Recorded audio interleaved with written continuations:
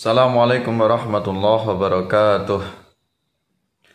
Alhamdulillah. Alhamdulillahilladzi arsala rasulahu bil huda wa dinil haqq liyudhhirahu 'alad dini kullih wa kafa billahi syahida. Asyhadu an la ilaha illallah wahdahu la syarikalah wa asyhadu anna Muhammadan abduhu wa rasuluh. Allahumma shalli ala sayyidina Muhammad wa ala ali sayyidina Muhammad.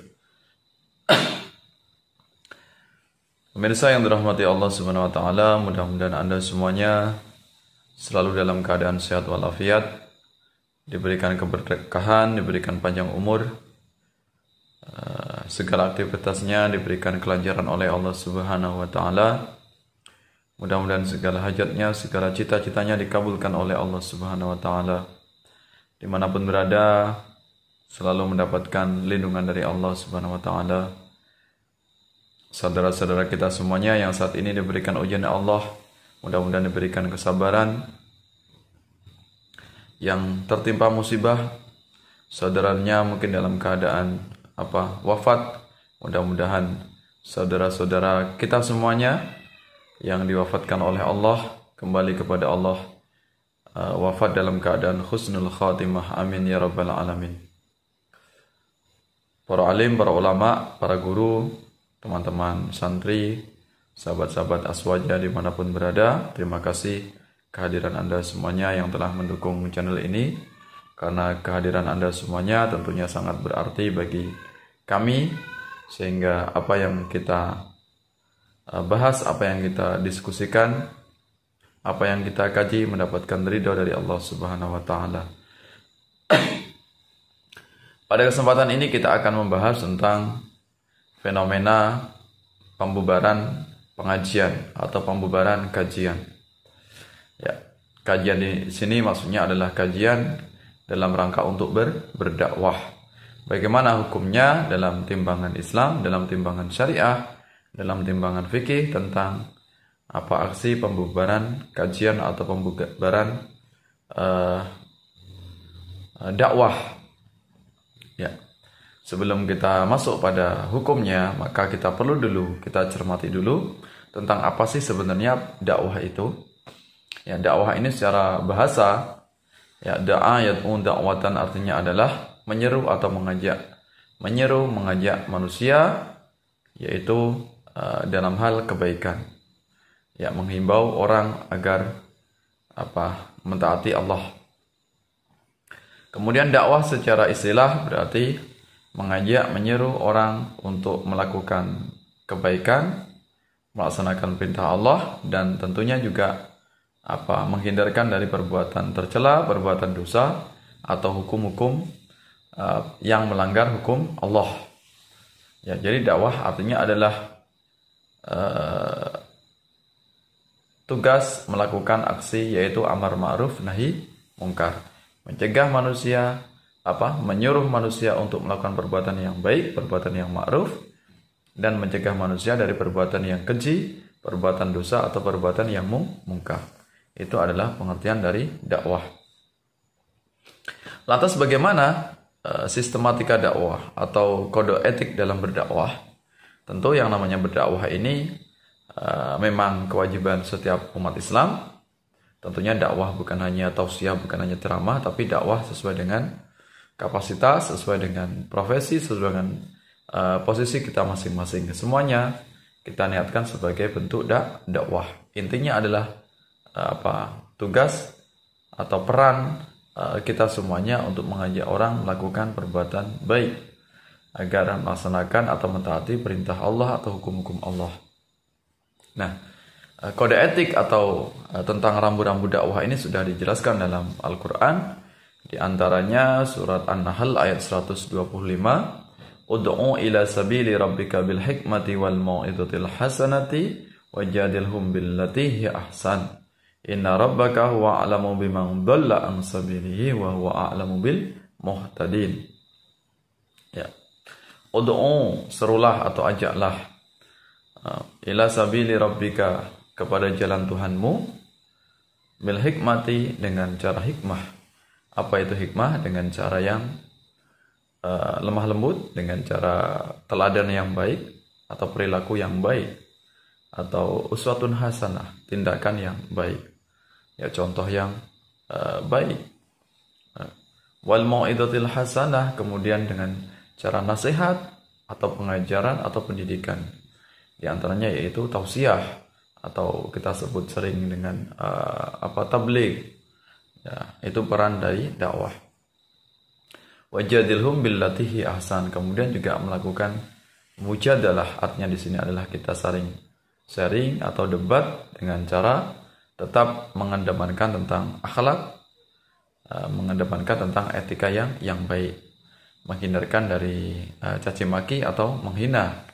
Ya, jadi kode etik dakwah atau sistematika dakwah paling tidak ada 3. Pertama adalah bil hikmah, dengan contoh yang baik, yaitu dengan tindakan yang bisa dicontoh atau memberikan teladan. Yang kedua adalah wal mau'izatil hasanah, dengan tausiah atau ceramah-ceramah agama atau pidato. Wajadilhum billati hi ahsan, dengan mujadalah atau dengan sharing pendapat atau debat dengan cara yang baik, menghindarkan dari caci maki. Ya. Wajadilhum billati hi ahsan inna rabbaka huwa a'lamu biman dhalla an sabilih. Sesungguhnya Tuhanmu dialah yang lebih tahu siapa yang tersesat dari jalannya. Wa huwa a'lamu bil muhtadin, dan Dia Allah lebih mengetahui siapa yang mendapatkan petunjuk. Nah, ini diantara kode etik dalam berdakwah.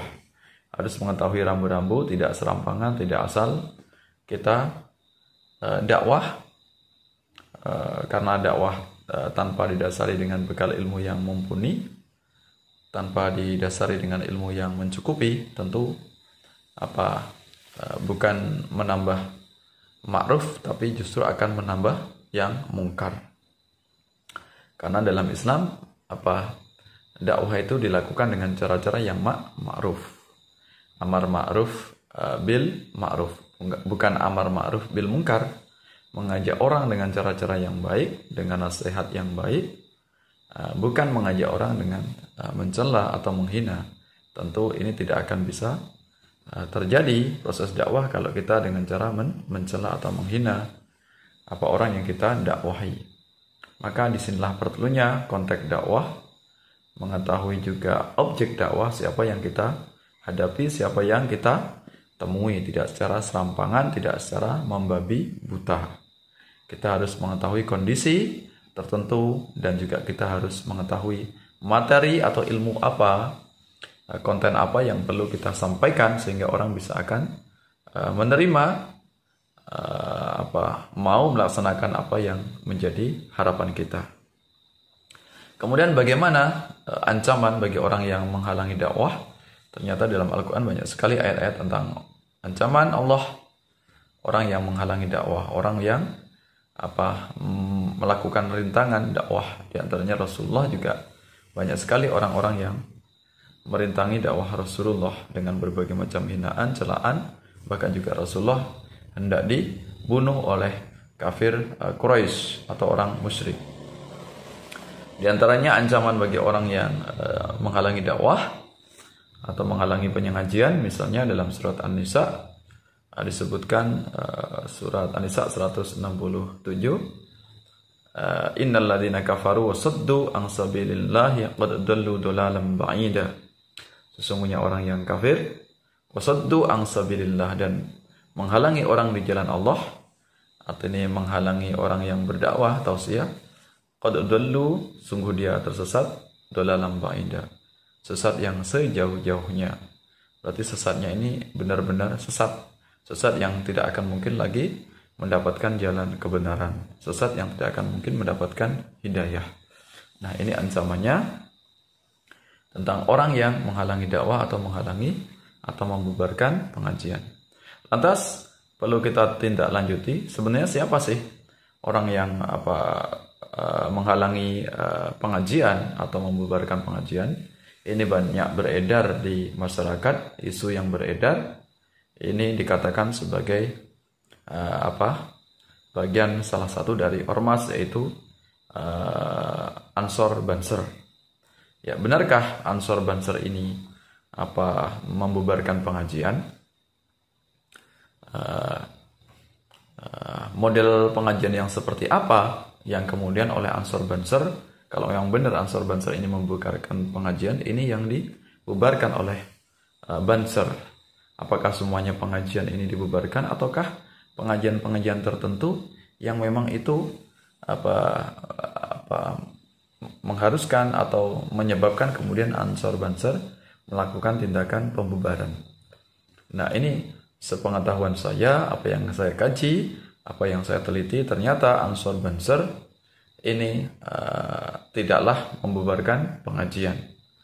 Ya, ini adalah fitnah belaka, kemudian dikatakan Ansor Banser membubarkan pengajian. Karena yang dilakukan oleh Ansor Banser ini adalah membubarkan provokator, bukan membubarkan pengajian. Karena kita tahu tadi di awal yang namanya dakwah, yang namanya pengajian ini harus sesuai dengan etika dakwah, tidak asal sembarangan, harus ada kode etiknya dengan cara lemah lembut, dengan cara nasihat yang baik tanpa harus mencaci maki atau menghina kelompok yang berbeda. Nah, kenapa saya katakan bahwasanya Ansor Banser ini membubarkan provokator? Karena faktanya, kenyataannya mereka-mereka yang mengatakan atau mengklaim sebagai pendakwah, mengklaim mengaku sebagai mengadakan acara kajian, ternyata tidak jauh dari caci maki atau menghina dengan menuduh kelompok yang berbeda dengan tuduhan bid'ah, sesat, musyrik, kafir, dan sebagainya. Nah, jadi mereka sebenarnya bukanlah sebuah kajian yang benar yang memang diperintahkan oleh Al-Quran, oleh Allah Subhanahu Wa Taala, tapi di sini adalah kajian yang sudah menyimpang dari kode etik pengajian, kode etik dari dakwah. Jadi melanggar norma-norma dakwah, bukan dakwah yang sebagaimana dicontohkan oleh Rasulullah Sallallahu Alaihi Wasallam. Jadi intinya mereka yang dibubarkan oleh Ansor Banser adalah provokator yang menyamar dengan membentuk pengajian. Jadi dai-dainya adalah ustadz yang sebenarnya minim pengetahuan agama atau mendadak ustadz. Ya, sangat sedikit sekali ilmunya.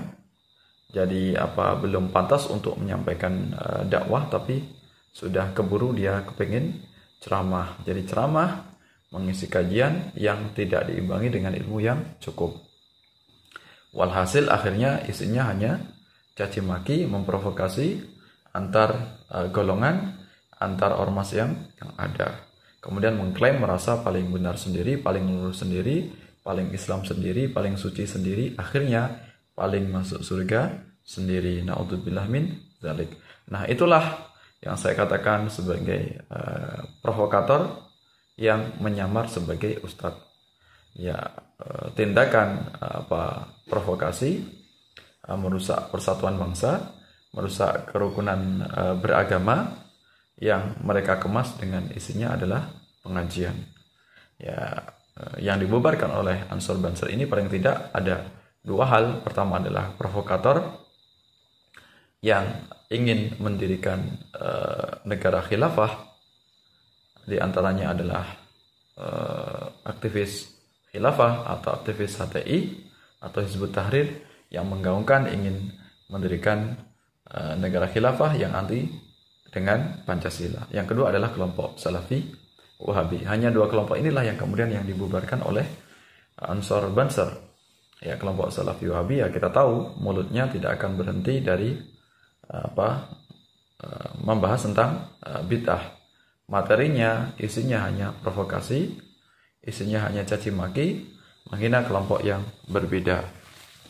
Nah, ini disebabkan karena pengetahuan agama yang sempit sehingga belum bisa menciptakan toleransi, belum bisa menerima perbedaan-perbedaan di antara ulama, perbedaan di antara imam madhab, sehingga hanya menolak kebenaran yang lain, menganggap kebenarannya yang paling benar, sehingga membenarkan pendapatnya sendiri menjadi kebenaran mutlak. Tidak mau menerima kebenaran atau pendapat di antara ulama-ulama yang berbeda atau ulama lainnya. Nah, inilah kemudian sangat wajar jika kemudian provokasi-provokasi yang dilakukan oleh kelompok Salafi Wahabi dan aktivis khilafah ini kemudian perlu dihentikan. Jadi yang menghentikan kelompok provokator bukan hanya tugas Banser tapi juga seluruh komponen bangsa Indonesia, apapun agamanya, kalau ada provokator yang ingin memecah belah, merusak keharmonisan, baik itu sesama Islam ataupun antar umat beragama, maka perlu kita hentikan. Ya, dan kita tahu meskipun itu dikemas dengan kajian, dikemas dengan pengajian, dikemas dengan dakwah, kalau isinya adalah provokator, tentu bukan mendapatkan pahala, justru itu akan mendapatkan dosa. Ya, dosa yang tidak disadari, tidak difahami, seolah-olah mereka sudah melakukan kebaikan. Padahal di sisi Allah itu adalah hal yang buruk. Ya, seolah-olah mereka menyeru kepada kebaikan, padahal faktanya mereka menyeru kepada kesesatan. Nah, ini maka hendaknya harapan saya, kelompok provokator, baik itu kelompok khilafah maupun kelompok salafi wahabi, hentikanlah melakukan provokasi, hentikanlah pemahaman yang ekstrim, pemikiran yang sempit, sehingga bisa menerima segala perbedaan, sehingga kehadiran Anda semuanya bisa diterima oleh lapisan masyarakat. Insya Allah kalau bisa menerima perbedaan, tidak suka mencaci maki, tidak suka menuduh bid'ah, insya Allah kehadiran Anda semuanya tentu akan diterima. Tapi kalau terus-menerus mencaci maki, menghina yang berbeda, jangan harap Anda akan nyaman, Anda akan tentram, dimanapun berada tentu Anda akan ditolak. Ya, karena yang Anda lakukan itu bukanlah kajian, bukan pengajian, tapi adalah provokasi mengatasnamakan agama. Dan saya harapkan Ansor Banser untuk semangat menjaga NKRI dari kelompok pemecah belah, semangat untuk menjaga ketertiban masyarakat, ya, dari kelompok-kelompok yang ingin merusak persatuan. Dan harapan kami Ansor Banser tentunya ketika ingin membubarkan kelompok-kelompok provokator ini yang ingin memecah belah, ingin mengancam persatuan bangsa, hendaknya kerjasama dengan aparat keamanan, yaitu dengan kepolisian, sehingga nanti ada dasar hukum yang lebih tegas, sehingga biar nanti yang membubarkan adalah pihak kepolisian. Nah, tentu nanti kelompok yang provokator tidak lagi teriak-teriak kriminalisasi ulama, kriminalisasi ustadz dan sebagainya. Ya, nah ini yang yang dilakukan oleh mereka, seolah-olah mereka kelompok yang dikriminalisasi. Ya, padahal mereka lah yang awal mula melakukan tindakan provokasi. Nah, sehingga harapan saya ke depan Ansor Banser tidak salah langkah, sehingga dimanapun berada tetap bisa menjaga ketertiban, menjaga persatuan bangsa. Siapapun kelompoknya yang ingin memecah belah, apapun dalihnya, apakah itu dengan isu ras atau sara, yaitu dengan isu agama, maka hendaknya untuk kita hentikan.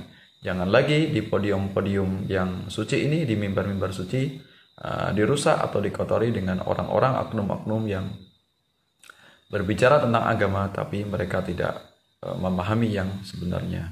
Berbicara agama tetapi tidak sesuai dengan kapasitasnya. Ya, itu yang perlu saya sampaikan. Mudah-mudahan bermanfaat untuk kita semuanya. Mudah-mudahan tetap kita semuanya antar suku, antar agama tetap terjalin saling toleransi, bisa saling menghormati apapun keyakinan, apapun pendapat kita. Ya, hindarkan segala caci maki, apalagi mengatasnamakan dakwah. Itu hanya akan merusak, mengotori kesucian agama.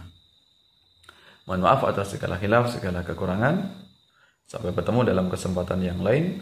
Saudara-saudara saya yang menyimak video ini, apapun alirannya, marilah kita untuk bisa saling menjalin keharmonisan. Kita hindarkan dari sikap ekstremisme, sikap radikalisme, kita tumbuhkan sikap semangat toleransi untuk saling menghormati. Wallahu a'lam bishawab, wallahu muwaffiq ila aqwamit thoriq. Wassalamualaikum warahmatullahi wabarakatuh.